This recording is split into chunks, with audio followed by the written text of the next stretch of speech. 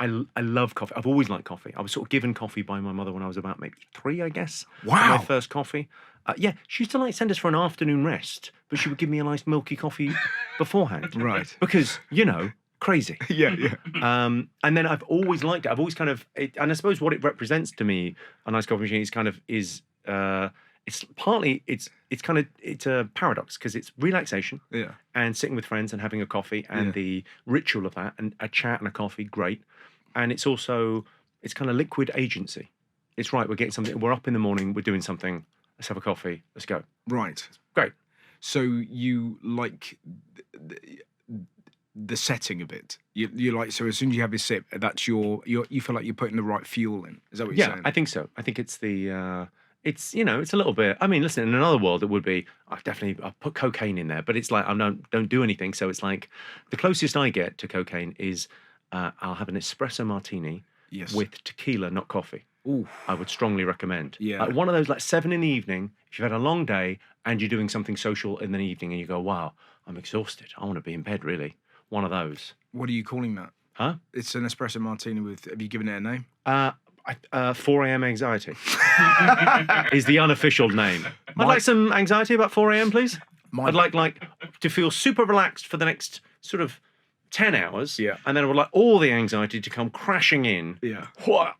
My brother had 8 of those once, espresso martinis. Has he slept since? No, in Dubai, and he had the temerity to blame his guts the next morning on a bad bit of sushi. Yeah. But wow. 8 it was shots. I think it was the espresso martini. It's apparently invented at the Groucho in London. It was, I think it was, well, legend has it was Kate Moss that came in from the Red Eye from New York and said, I need something to wake me up and fuck me up.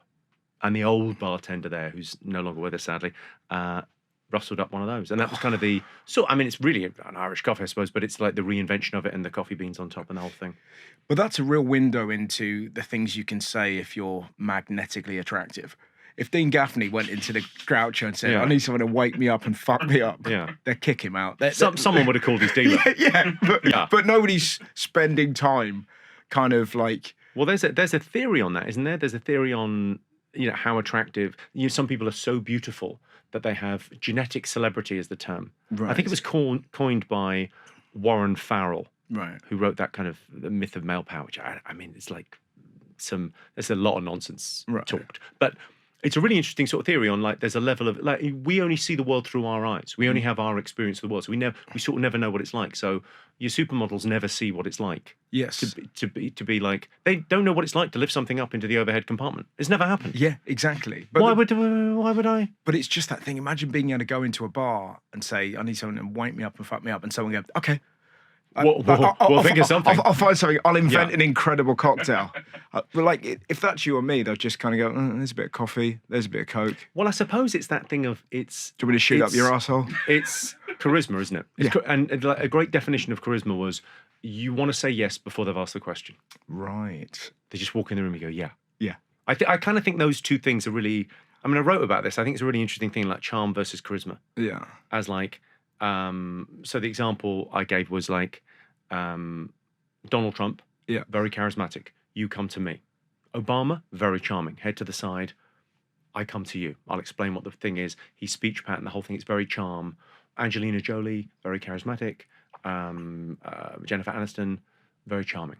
It's like they're slightly different things, and knowing what you are, I think, is quite important. I think knowing what's your gift. So where do you stand? 100% charisma, 0 charm. I'm not. There's a reason I'm not on ITV1 hosting something. I'm not. I've got no warmth. That's fine.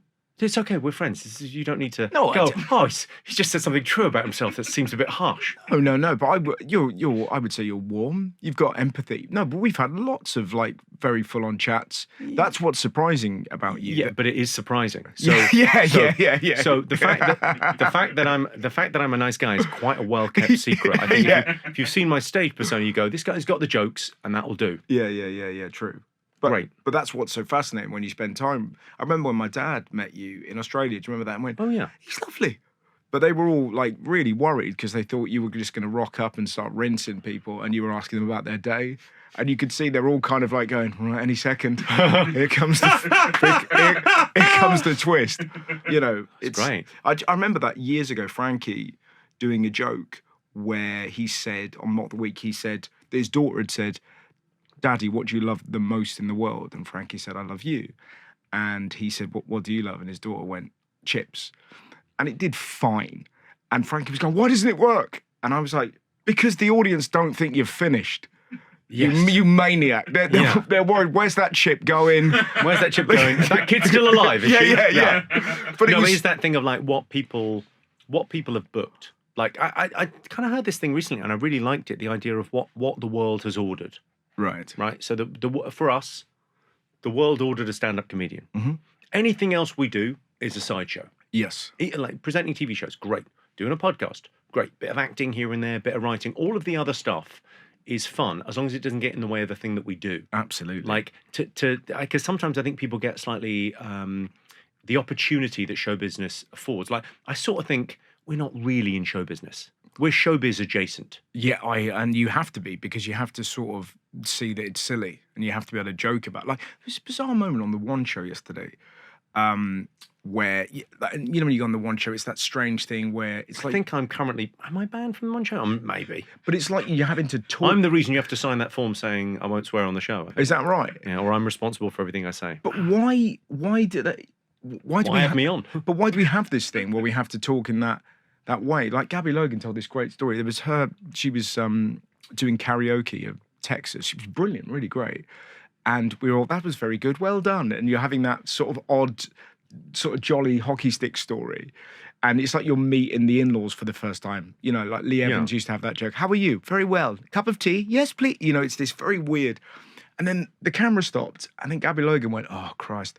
When I did that for Stars in Their Eyes, I had to do 2 takes because after the first one, this lady came over and went, "Oh, we're really great, that, Gabby. Really enjoyed it. We're going to have to do it again because your wig tilted slightly and you look like Myra Hindley." And it was so funny. Yeah. And it's like, that's how people talk. Yeah. But isn't it weird that in TV at the minute, there's this weird sort of odd, we better not be ourselves. Well, why are podcasts huge at the moment? Exactly. Because authenticity, I think, it's weird the way that our culture's gone, because we've gone no attention span. People write a lot about the no attention span. Yeah. Right, the idea, everyone's on TikTok now, the kids are looking at Instagram and they're, instant, you can't hold their attention. And there's that. There's also podcasts that are 3.5 hours long. Yeah. And Game of Thrones that's 60 hours long with like character arcs that Dostoevsky wouldn't be embarrassed about. Like, it's kind of in both directions. It's very extreme, the way things have gone. I think that thing about the authenticity, though, is that not why people want to come out and see stand-up? Absolutely. Because although everything I say on stage is a joke, a lie, if you will, comedians leak. There's kind of a truth to it. Yeah. There's something that's it feels very authentic. Yeah, and there's just kind of fun in the air, and it's just, at its best, it's just a room where you could just lose yourself and just howl with laughter, and then you just bounce on with the rest of your day.